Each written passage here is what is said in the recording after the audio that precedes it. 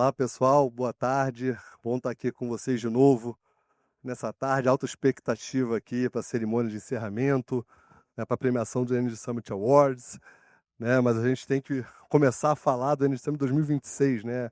Eu e o Rafael a gente conversa sempre que nem carnaval, né? Começa um, termina um, já começa o outro, né?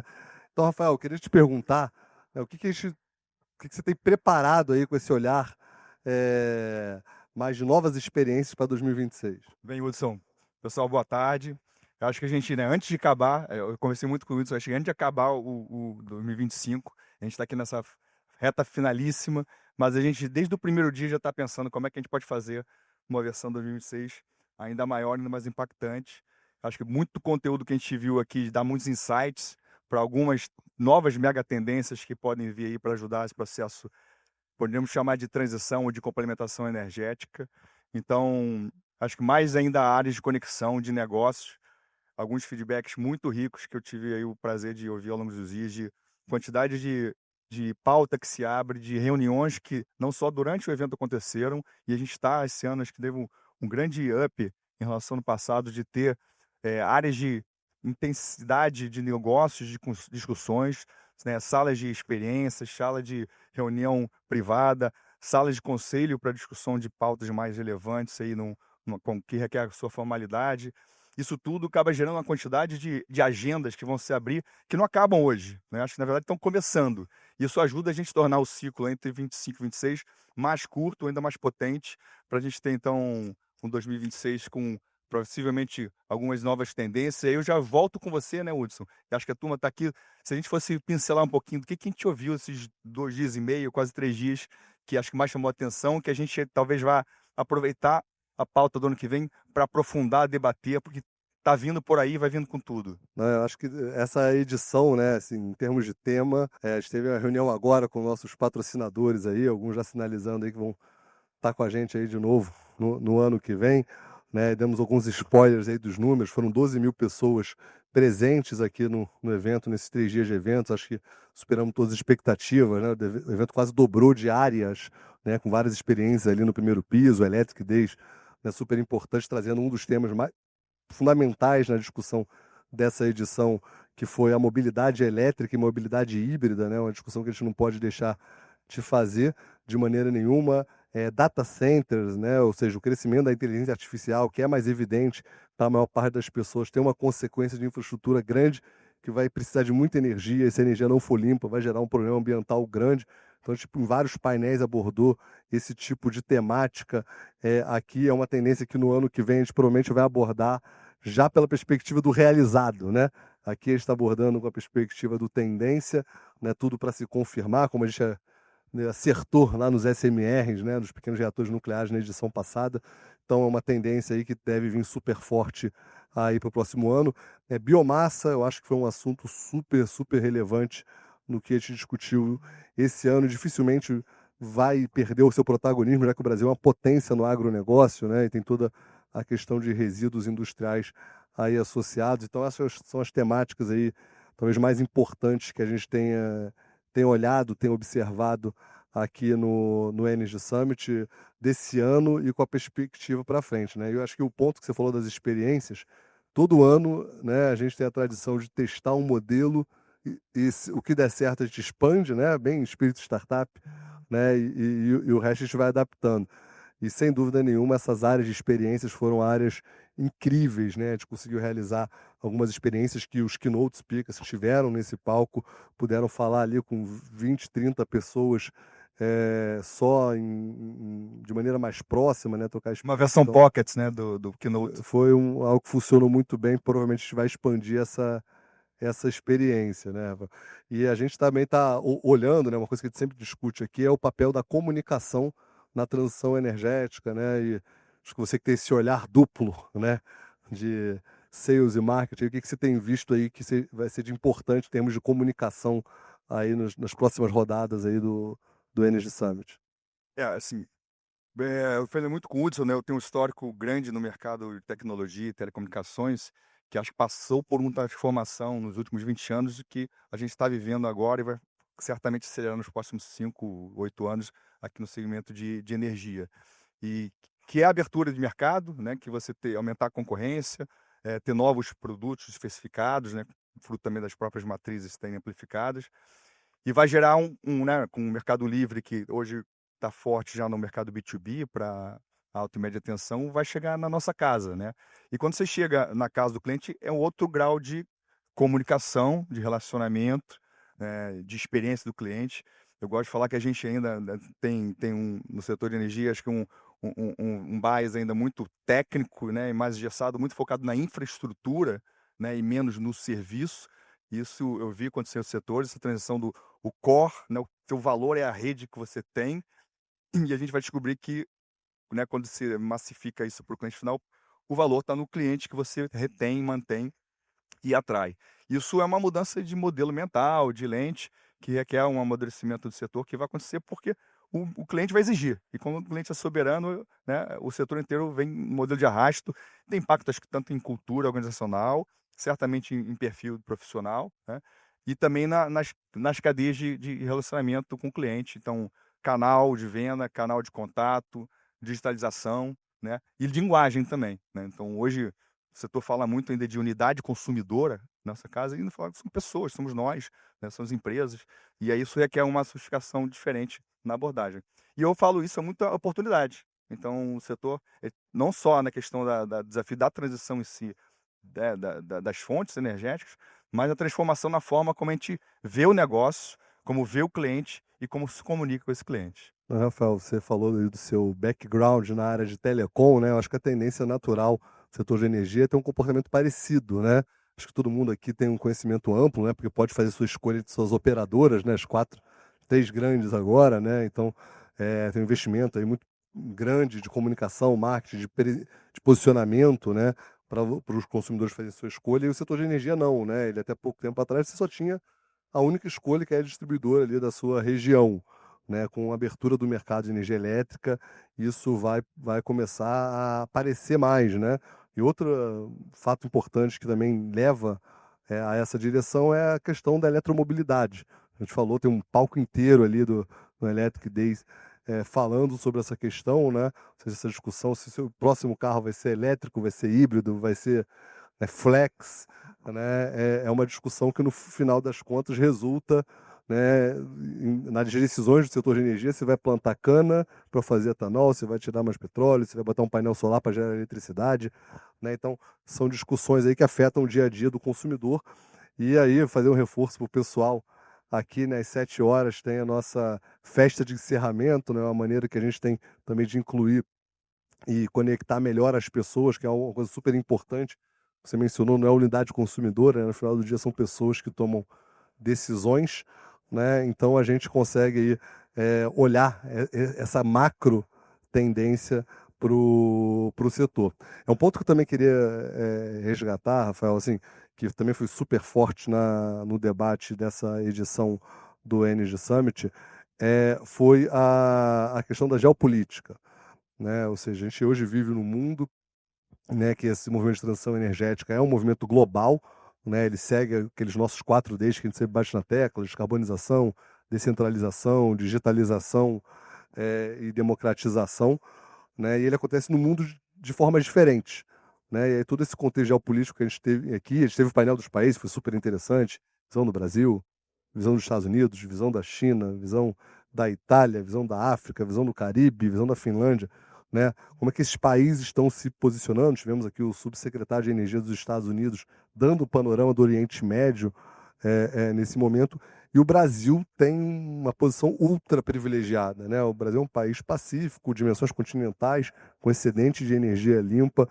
Então a gente realmente geopoliticamente temos um momento muito bom para aproveitar isso, inclusive para investir em inovações, né?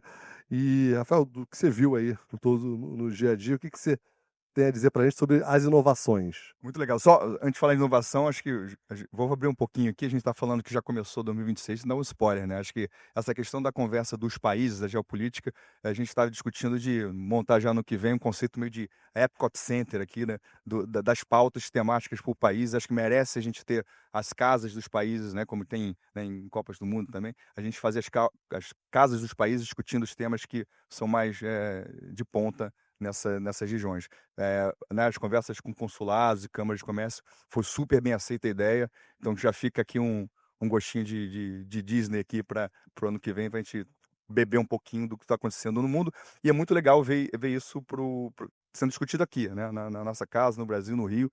A gente vai ver daqui a pouco também o próprio, acho que o governador vai falar um pouquinho, a gente ouviu isso, né, da esfera federal, aqui da esfera municipal, como está todo mundo convergindo nesse interesse da gente, de fato, trazer e manter essa discussão aqui dentro da nossa casa, que é motivo acho que de orgulho e mostra o tamanho da nossa ambição.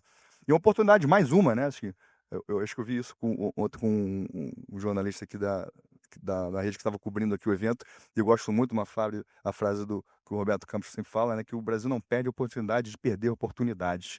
E a gente tem mais uma grande oportunidade para não perder agora, né, assim, que é, de fato, a gente abraçar e trazer essa discussão, o ECP para cá, não só a discussão, como a ação, né, da gente ser protagonista, de cada vez mais ficar na vanguarda. A gente tem, acho que a matriz energética super renovável, limpa e ampla, tem cabeças, capacidades, empresas, e agora assim, o Summit mostra que a gente tem um holofote do mundo para cá, e acho que assim, a gente falou muito com o MIT também, eles têm esse interesse cada vez mais internacionalizar, de fato, essa discussão, para a gente ser, como você gosta de falar, né, o Vale do Silício da discussão de transição energética.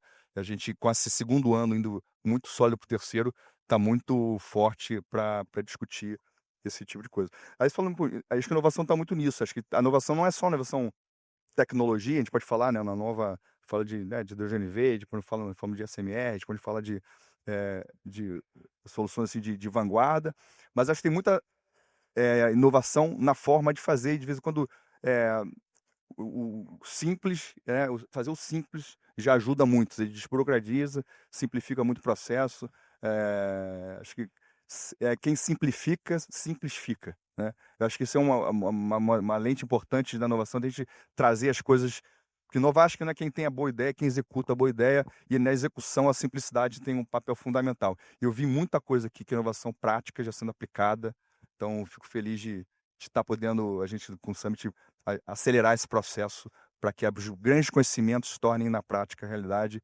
gerem transformações e principalmente gerem negócios, gerem valor. Rafael, aquele almoço, você mencionou o MIT, né? Acho que vale a pena reforçar o que a gente falou na mesa de abertura, né? Esse ano o Energy Summit se torna o maior evento do MIT no mundo, né? No ano passado já se tornou, na primeira edição, o maior evento do MIT fora dos Estados Unidos, né? E a gente se torna o maior ao mundo. A gente teve a oportunidade no almoço, né, com os patrocinadores, de falar com o Travis Hunter, que é o diretor do MIT, né, o Lars Froland, que é o professor do MIT, que é membro do Conselho Europeu de Inovação, uma pessoa super influente nesse mundo de tech, energia, né, falando o quão impressionados os professores do MIT e os keynote speakers internacionais ficaram com o que a gente é capaz de mostrar, né? Eu acho que isso é um motivo de orgulho aí para todos nós, né, brasileiros, cariocas, né, que somos, a gente trazer para cá, né, esse evento de referência. Eles estão super empolgados aí para o ano que vem, trazer ainda mais convidados internacionais, né? A gente trouxe os palestrantes, mas a gente teve a oportunidade de trazer também convidados internacionais da rede do MIT RIP, né, que é uma rede que já passou por 80 países, né, tomadores de decisões de 80 países diferentes, né, várias pessoas que são pessoas importantes, né, em seus respectivos países, tiveram a oportunidade de ver o que a gente está fazendo aqui e falar, assumir o compromisso de voltar aqui no ano que vem, né, alguns como palestrantes, outros como, né, observadores do que a gente está gerando, né, e aí eu acho que essas oportunidades para startups, por exemplo, que é um tema que eu gostaria de puxar e levantar essa bola para você, é muito grande, né? A gente tem as 5 pontas que a gente fala do MIT RIP, a gente tem aqui instituições governamentais muito fortes, né? O próprio governo do estado, né? A prefeitura, o governo federal, com instituições importantes aqui, né? A ANP, a ONS, EPE. Aqui no Rio de Janeiro, a gente tem grandes empresas, tanto da área de óleo e gás, quanto do setor elétrico, nuclear. Angra 1 e 2 ficam aqui, né? As usinas nucleares. A gente tem também entidades acadêmicas de excelência, tanto nas áreas STEM, né, ciência, tecnologia, engenharia, matemática, quanto nas áreas de negócios, né. A gente lançou aqui também, nessa edição, o MBA de Energy Tech, Transição Energética, em conjunto com o IBMEC, né, mas outras universidades estiveram aqui presentes também com estandes, com presença, com pesquisadores, mas a gente ainda precisa desenvolver 2 dessas pontas, que são os investidores de risco, né. Eu sei que é difícil no Brasil, né, com taxa Selic a 15%, você tomar mais risco aí do que isso, mas é super importante, porque a transição energética é um movimento de longo prazo, mas principalmente empreendedores, né. Eu acho que foi muito legal ver aquela área ali de empreendedores lotadas, reuniões lotadas. Quando eu passei pela última vez, e faz um tempo ali na região, tinham 997 reuniões agendadas, então deve ter sido mais de 1.000 reuniões realizadas ali naquele espaço. Então, eu acho que é uma mistura que a gente está fazendo, que pode gerar grandes oportunidades. E aí, Rafael, a gente que fez um movimento aí conjunto, né, do mundo corporativo para o mundo empreendedor, né, fala para você o que você acha, né, que você viu de oportunidade aí para empreendedores no setor de energia. Então, acho que essa visão, dessas 5 pontas, a gente até perguntou isso aqui, a gente discutiu isso mais cedo e acho que é legal trazer aqui para o público que está aqui presente, que, né, obviamente nem todo mundo conseguiu estar, porque era uma sala privada, mas a gente, né, questionou assim para o MIT, qual é o segredo do sucesso, assim, no segundo ano do Summit já ter, tomado a proporção que teve, enfim, ter esses feedbacks positivos. Eh, e a capacidade de botar na prática, né, esse alinhamento não hierárquico dessas 5 frentes, né, das grandes empresas, as startups, investidores, governo e a própria academia, né, que é o DNA do MIT. Então, de ver aqui acontecendo na prática, né, quando você coloca todo mundo dialogando, como saem coisas bacanas.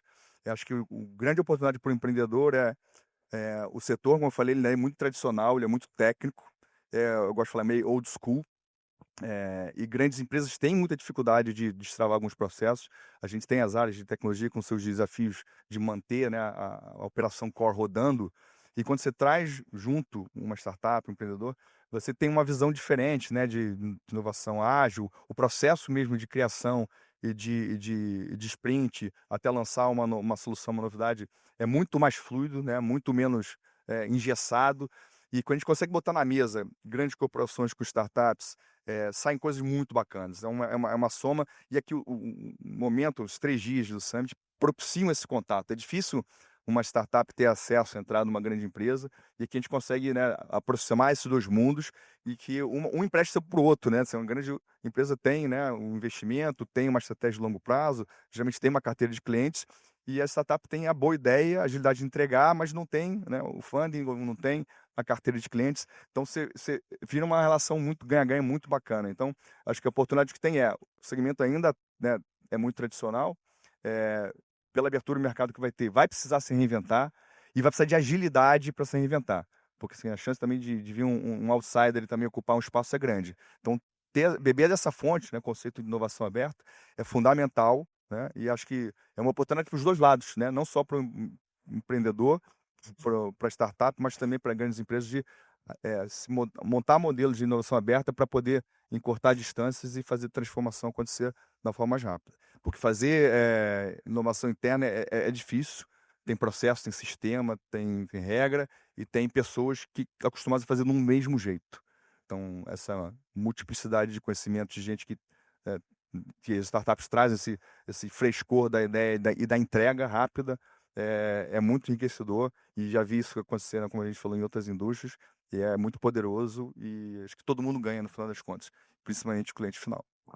Então, esse ponto que você levantou, Rafael, das grandes empresas, inovação aberta, né, assim, isso é uma tendência, acho que global, desde o início dos anos 2000, né, quando o Henry Chesbrough lançou o livro lá, do Open Innovation, né, de maneira geral, mas no setor de energia é especialmente importante, né, porque você não consegue fazer, como no setor de TI, né, telecom, de juntar 2 pessoas na garagem, fazer uma coisa, depois pegar uma rodada de 50.000, 100.000, vender um carro e fazer um pedacinho de um protótipo, depois ir pegar uma rodada de 1 milhão, um seed, depois, né, ir crescendo assim. No setor de energia, uma vez superada a parte tecnológica, né, o deep tech e tal, você vai precisar de dezenas, centenas de milhões para poder gerar algum impacto, né? Um setor que é muito, né, capex intensivo, né, ou seja, intensivo em investimento E de longo prazo, né. e de longo prazo, né, tem o capital paciente, né, então o professor Lars sempre fala isso, né, o modelo de venture capital tradicional dificilmente vai funcionar.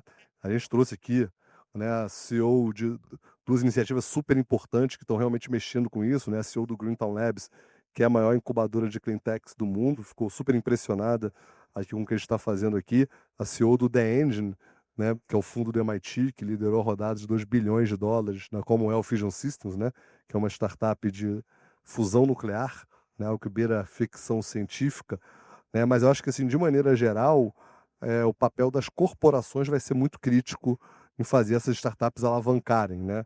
Elas precisam, né, superar regulações complexas, né, por motivos óbvios, né? O setor de energia demanda, é um setor estratégico, demanda muita segurança na entrega, né? Seja de óleo e gás, seja do setor elétrico. Então, navegar por esse mundo, ter essa capacidade de investimento e ter essa paciência, como você mencionou, né, de ter um investimento de longo prazo que seja capaz de esperar, vai estar, obviamente, muito mais nas corporações que olham essas grandes mudanças de uma maneira estratégica, né, na verdade, de uma maneira crítica para a sobrevivência do próprio negócio. Né? Ou seja, você não pode correr o risco de uma startup te engolir, te disruptar. Né? Então, a gente viu aqui muitas reuniões acontecendo, né? O Petrobras, que é a nossa grande parceira desde a.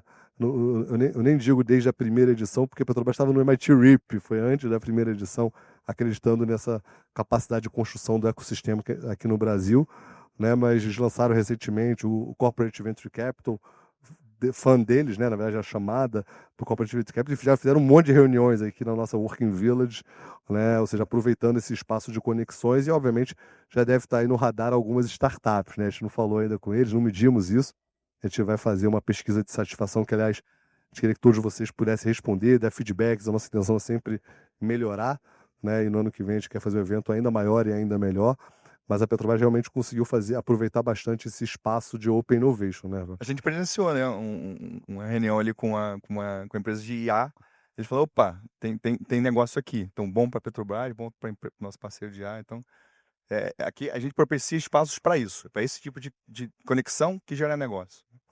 E eu acho que essas, né, a gente está falando aqui de Energy Summit 2026, né, dando spoiler, essa questão das experiências de conexões a gente deve intensificar no ano que vem, né, foram bastante maiores esse ano, claramente já, a gente quer intensificar e pensar outras experiências, né, a gente tem conversado com o pessoal do MIT em como usar esses espaços para assinar contratos aqui, né, tem um fast track de assinaturas de contratos, de modelagem, que a gente tem estudado no MIT como a gente pode otimizar isso, inclusive com reuniões prévias, então por isso a gente falou também na reunião dos patrocinadores lá, falou assim, esse ano alguns patrocinadores entraram assim aos 45 do segundo tempo, né, muito perto, mas né, para quem quer se engajar, seja no participante, comprando ingresso, seja patrocinadores ou apoiadores adicionais, se engajar o mais cedo possível, né? A gente vai ter o Early Bird aí, não sei se podia ter falado, Rafael, mas vai ter o Early Bird aí já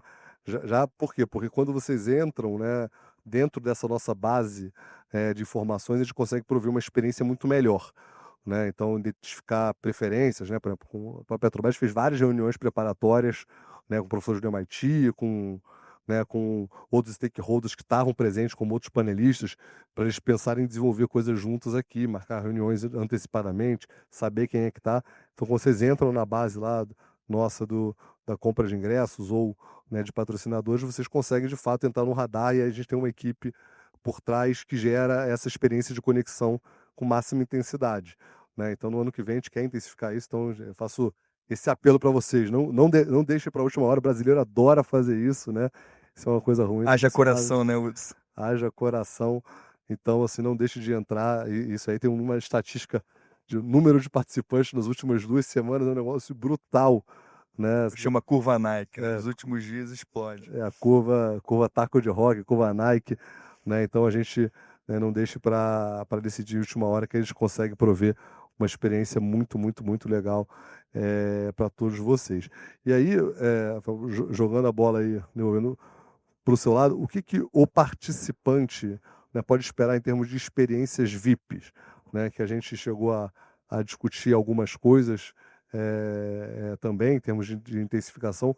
O que você acha que a gente pode preparar para o ano que vem? Então, a gente vai, obviamente, né, aprender muito com o feedback de vocês, então só vou reforçar aqui, né? A gente vai soltar a nossa pesquisa de NPS satisfação e a gente se retroalimenta e bebe muito, né? A gente quer praticar aqui no Summit o tal do foco do cliente, que é tão tão falado, cliente do centro, porque assim, é para vocês, para as empresas, é para isso que a gente está aqui, para fomentar esse tipo de discussão. E esse perfilamento, segmentação dos interesses é que vão prover a gente criar essas áreas de contato entre o participante e o painelista, a empresa, os fornecedores, enfim, tudo que circunda aí o Summit. Então, a gente está aproveitando a questão de IA, de base de dados, né, de Deep Analytics aqui, a gente vai conseguir, então, mapear muito bem qual foi o tipo de palestra que o pessoal mais se engajou, né, que tipo de conteúdo gerou mais interesse, e a gente vai, então, modular. Acho que o bacana é disso, né? A gente também, assim como o setor está se inovando, se renovando, acho que o Summit acaba sendo muito mais do que o evento, com essa capacidade de flexibilidade, se adaptar ao interesse do cliente. Então, tudo que a gente está ouvindo, a gente tem um time grande capturando depoimentos, a gente vai ter a pesquisa formal. Então, isso tudo é um sumo riquíssimo e a gente vai certamente conseguir potencializar essas conexões aí como redes neurais, botando, né, o participante, o patrocinador, né, o apoiador, tirando muito mais proveito desses 3 dias, que inclusive já estamos com data marcada para o ano que vem. Então, acho que a gente Quer acaba aqui falar a com gostinho data? de quero mais, né? Quer falar a data? Solta aí. Volta. Contigo, você que é o. Vamos pegar então a mesma semana aqui de junho do 2026, vai ser de 23 a 25, 23, 25, terça, quarta e quinta, aqui no Rio de Janeiro, né? Assim, em breve a gente deve divulgar aí o local, né? A gente vai fazer também ouvindo vocês para saber aqui sobre a experiência aqui na Cidade das Artes, para a gente poder tomar essa decisão, né? Não lateral, mas ouvindo aí nosso principal cliente são vocês. Então já está aí, já save the date, já coloca na agenda. Mesma semana de junho do ano que vem estaremos aqui, então a gente está aqui chegando no nosso final do bate-papo, né? Vai ter o encerramento em breve. Eu acho que saímos todos com gosto de quero mais e de que bom que a gente tem esse momento aqui no Rio, no Brasil, esse tipo de discussão de alto nível e vamos ser protagonistas dessa transição, né? E não deixar que seja mais uma boa oportunidade perdida para o nosso país. Obrigado, Hudson. Rafael, acho que só como um lembrete aqui de encerramento, a gente está encaminhando aqui, o nosso tempo deu uma estourada, né? Pô, não posso dar um mau exemplo e estourar o tempo aqui do nosso painel, mas